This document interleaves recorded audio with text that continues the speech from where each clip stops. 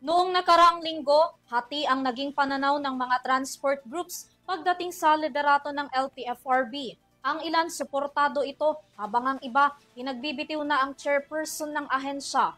Ilang araw mula nito, may naging sagot na ang Malacanang sa naging debate ng pangalanan nito si LTO Chief Assistant Secretary Vigor Mendoza bilang bagong tagapangulo ng LTFRB.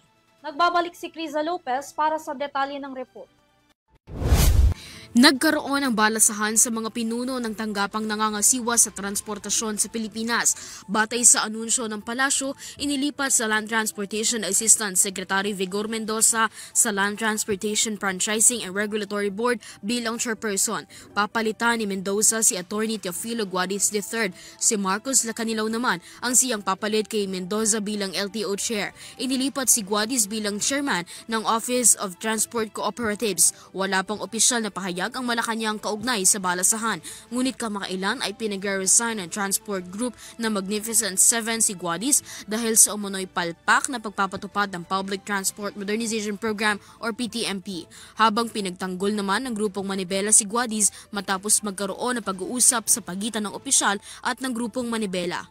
Para sa Euro TV News, Criza Lopez, sumasaludo sa bawat Pilipino.